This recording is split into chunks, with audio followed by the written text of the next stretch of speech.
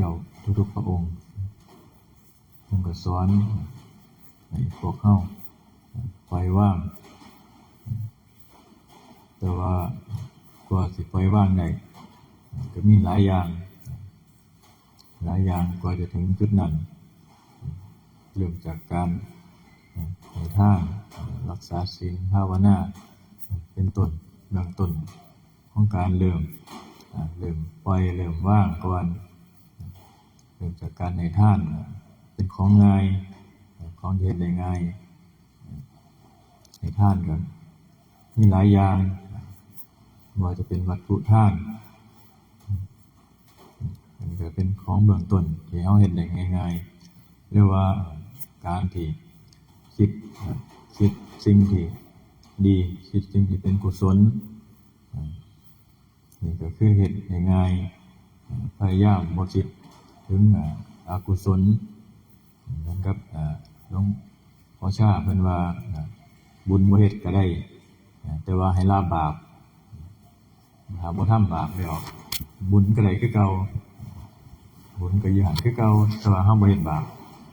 ให้ละบาปละการทำบาปก็คือการบ่ไปเบียดเบียนคนอื่นหรือว่าไปฆ่าคนอื่นไปลักไปปล้นไปจี้ของคนอื่นมานี่ก็คือการละบาปเฮ็ดจังได๋หน่อยนอกจังสิละได้บ่เฮ็ดได้หรือว่าลดละบ่ไปค่อยๆลดค่อยๆละไปบ่แม่นว่าสิปล่อยวางโดดทุกอย่างต้องเริ่มต้นในการกระทำลงมือทำบ่แม่นว่ามีแต่ว่าปล่อยวางบ่ทันได้แต่บ่อยากเฮ็ดธรรมะพระพุทธเจ้าเพิ่นสอนให้เฮาเข้ามาปฏิบัติเบิ่งมาศึกษาเบิ่งมาลงมือกระทำบ่แม่นว่าฟังแล้วตัดสินใจตัดสินว่าจริงบ่จริงธรรมะของเพิ่นสอนให้ลงมือปฏิบัติหรือว่าการเข้ามาปฏิบัติพิสูจน์เอาจังสิได้รู้จริงเห็นจริงเพราะฉะนั้นแล้วผู้ใดเฮ็ดก็จังสิได้รู้เราฟังซื่อๆศึกษาซื่อๆก็ได้แค่เพียงความสงสัยว่าจริงบ่นอหรือบ่อันนี้ก็เราต้องปฏิบัติเอาเฮ็ดจังได๋ให้มันหยุดคิดปรุงแต่งได้เฮ็ดจังได๋สิตามคำสอนเพิ่นจิตมันคิดมันปรุงมันแต่งจังซี่เฮาสิหาทางออกจังได๋มันไหลไปตามอารมณ์ที่เฮายึดไว้ที่เฮาพอใจจังซี่เฮาสิหาทางออกจังได๋ก็ต้องฝึกหัดเบื้องต้นก็ต้องมีการฝึกหัดภาวนาหมายมันคิดหมายปรุงมันแต่งไปบ่ให้อารมณ์ไหลไปตามสิ่งที่เห็นได้ยินได้ฟังหรือว่าสิ่งเก่าๆที่เฮาคิดถึงบางเทื่อคนเคยเฮ็ดเคยสร้างกันมาพ้อหน้ากันยังจำได้คือเก่าก็สูญให้กันคือเก่าจังซี่มันยังคาใจอยู่อันนี้ก็คือมันเป็นอารมณ์เก่าๆเฮ็ดจังได๋เฮาจังสิละอารมณ์นั้นไปลืมสิ่งนั้นไปเฮาก็ต้องฝึกหัดเพื่อว่าให้บ่ให้มีอารมณ์หรือว่าให้มีให้น้อยที่สุดจากเคยโกรธก็ให้มันเหลือน้อยลงการภาวนาปฏิบัติภาวนาก็เหมือนว่าให้จิตสงบไปเห็นนั่นเห็นนี่การภาวนาที่พัฒนาขึ้นก็คืออารมณ์ความโกรธมันน้อยลงความอยากได้มันน้อยลงมันจากเคยโกรธแห้ง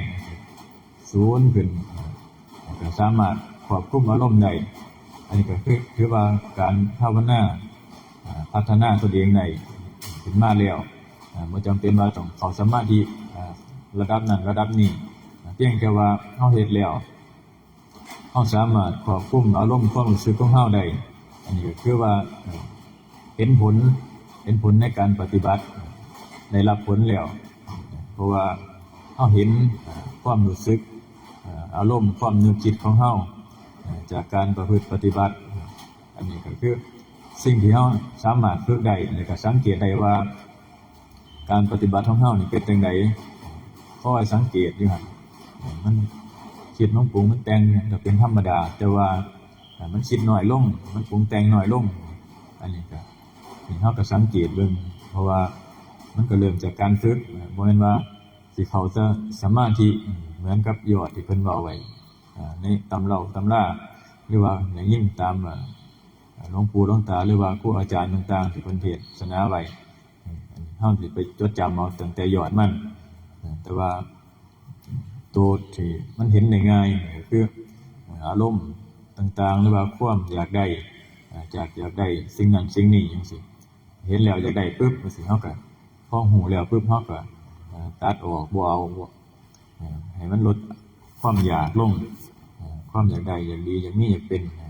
เห็นเขาเป็นนั่นเป็นนี่ก็บ่จะไปอยากคือเขาจังซี่มันก็เห็นอารมณ์เจ้าของขึ้นมาอันนี้คือถือว่าการพัฒนาของตนเองพัฒนาจิตใจขึ้นมา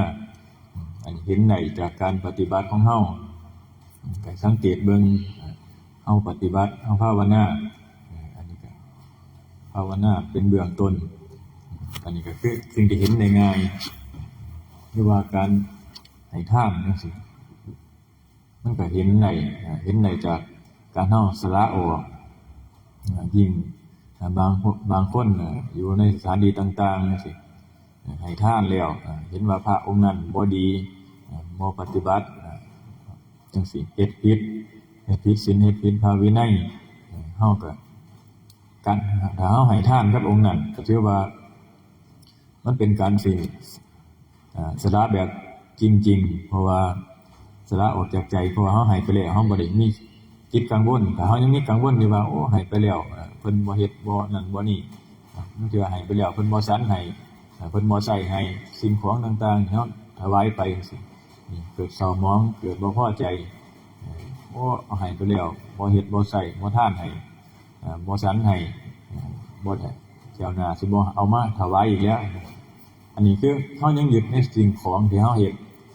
สิ่งที่เฮาทานอันนี้คือยังยึดอยู่เพราะว่าเพิ่นสอนนี่ให้เฮาสอนให้เฮาสละออก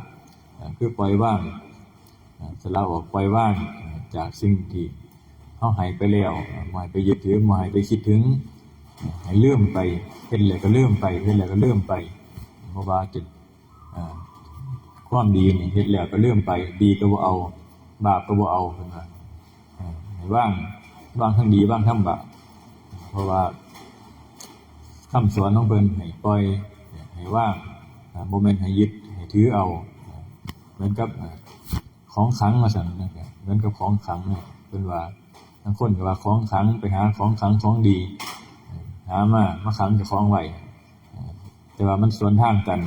กับคำสอนของเพิ่นคำสอนของเพิ่นสอนมีแต่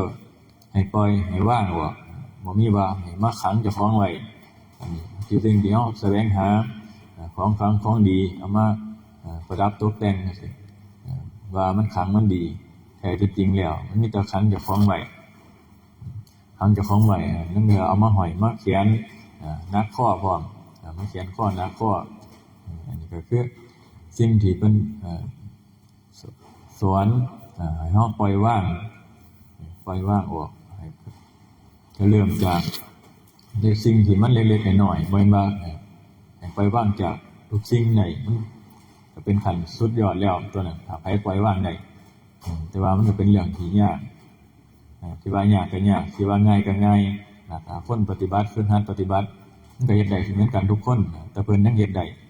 เฮาก็ต้องเฮ็ดได้คือเพิ่นเพราะว่าเฮาก็ฝึกหัดปฏิบัติคือกันอันนี้ก็คือ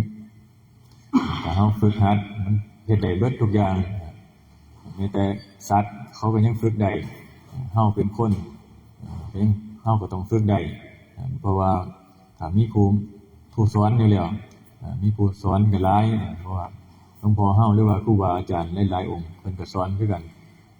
แนวทางก็มีหลายคือกันบอกแนวทางบอกวิธีบอก